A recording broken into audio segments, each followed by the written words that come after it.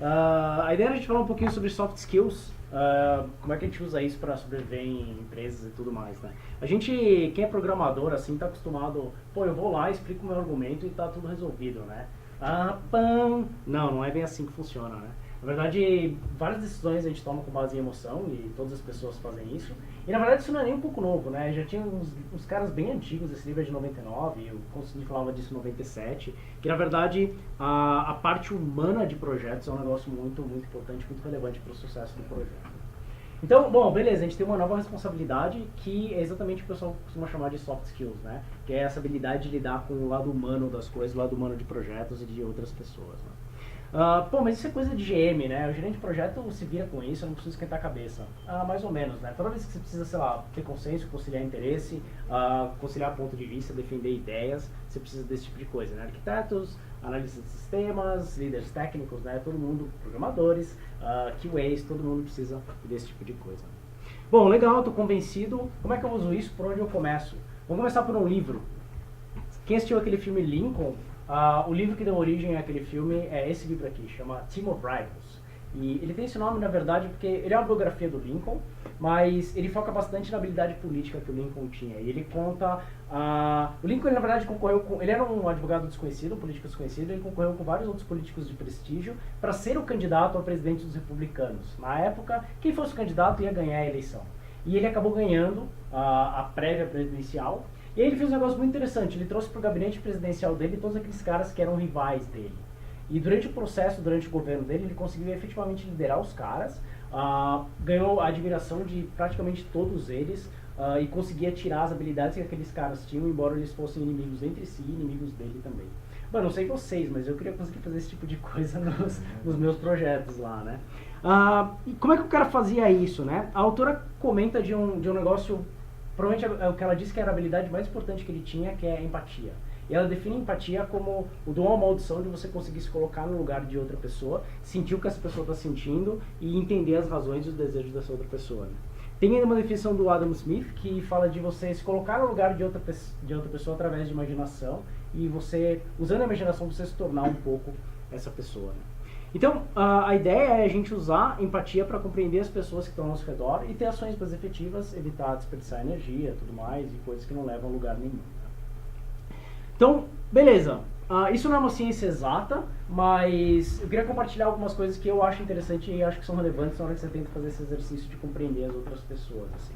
Então, acho que tem dois grandes tipos de elementos, assim, que motivam as pessoas e que levam as pessoas a tomar decisões ou fazer determinadas coisas. A primeira coisa são motivadores extrínsecos, né? As empresas acreditam, a gente sabe que isso não funciona, mas as empresas acreditam que você estabelece metas, mede o resultado e daí as pessoas vão se comportar de forma a seguir aquelas métricas, né?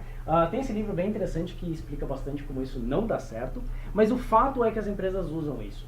E isso influencia a forma como as pessoas se comportam. Então é legal a gente olhar para isso, ver como é que as métricas estão sendo coletadas, que metas que estão em jogo, como é que a performance das pessoas estão sendo percebidas. Isso influencia bastante a maneira como as pessoas se comportam e ajuda a gente a entender o que está motivando as pessoas aí por trás.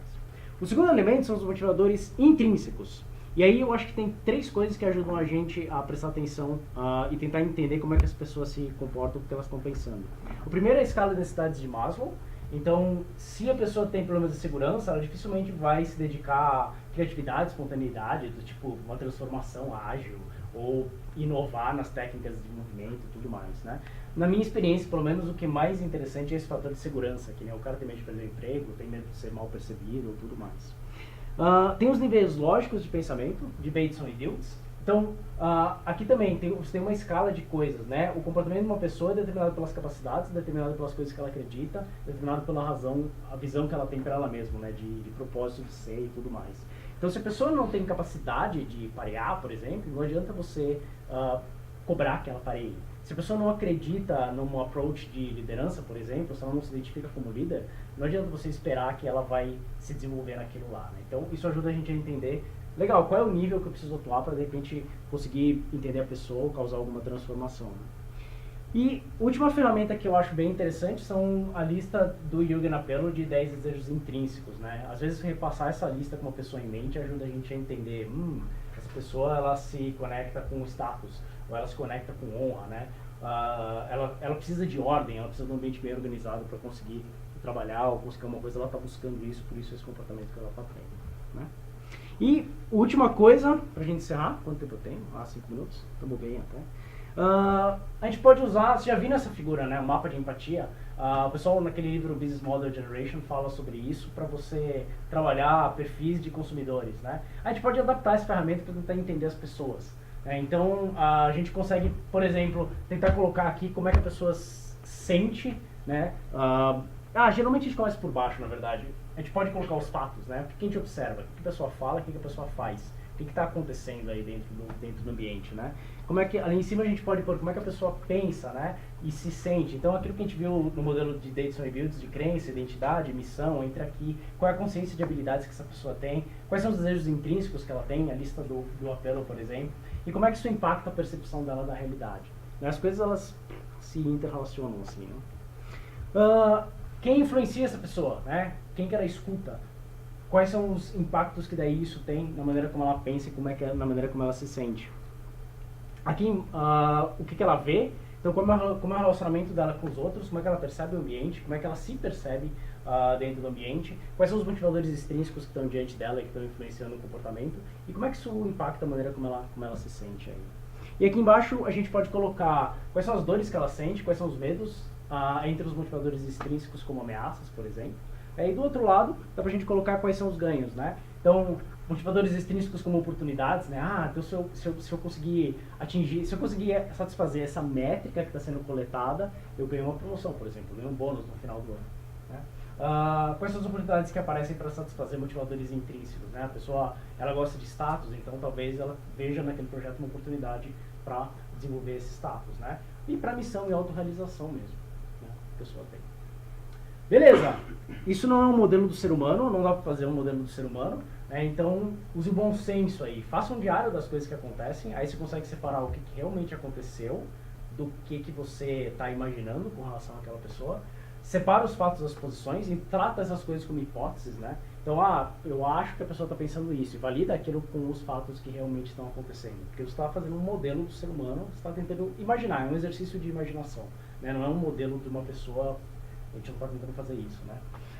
E esteja pronto para descartar suposições aí, trata essas coisas como experimentos, né? Então você vai experimentando, vendo como as coisas se comportam. Tá? Último comentário, aí a gente troca umas ideias aí. Como é que você usa isso? Vale a pena você ter consciência do seu círculo de influência, né? Aquele livro Seven Habits of Very Effective People fala sobre esse conceito. É a área de influência que você tem, né? Então, você tem que entender as pessoas, você tendo consciência das pessoas e das coisas que você consegue de fato influenciar, ajudam você a fazer as mudanças, fazer as ações que você precisa fazer, né? Então, tem coisas que estão dentro do seu círculo, tem coisas que estão fora do seu círculo. Você tentar fazer coisas fora do seu círculo é um desperdício de energia. Ou você faz coisas dentro do seu círculo, ou você expande o seu círculo. Mas fazer coisas fora do seu círculo, essa é a grande mensagem, né? Fazer coisas fora do seu círculo é um desperdício de energia, né? Então, use a sua área de influência e use esse conhecimento que você tem. E o legal é que você consegue usar o círculo de influência das outras pessoas, né? Então, aquela visão no mapa do Here, né? Você consegue influenciar transitivamente, né? Então, eu influencio uma pessoa que depois vai influenciar uma outra que está fora do meu círculo, por exemplo. E aí entra a estrutura de poder da empresa e a estrutura social, que geralmente as pessoas esquecem que isso existe, né? Toda empresa tem duas estruturas internas. A estrutura de poder, eu posso falar com o chefe, ele manda as pessoas fazerem uma coisa, ou eu falo com um cara que é altamente respeitado por todo mundo, e na hora que ele fala as pessoas vão prestar atenção, ou ele tem muitos amigos, ou ele se relaciona bem com as pessoas. Isso é a estrutura social da empresa, né? E cuide bem do seu relacionamento com as outras pessoas, né? Tem um cara chamado Sam Lightstone, ele chama isso de catches emocionais, né? Então, eu faço coisas por você, depois você vai sentir que, poxa, você também vai fazer coisas por mim, né? Essencialmente é a disposição que as outras pessoas têm de fazer coisas por você, né? É isso, a gente tem um minutinho, vai, pra discutir.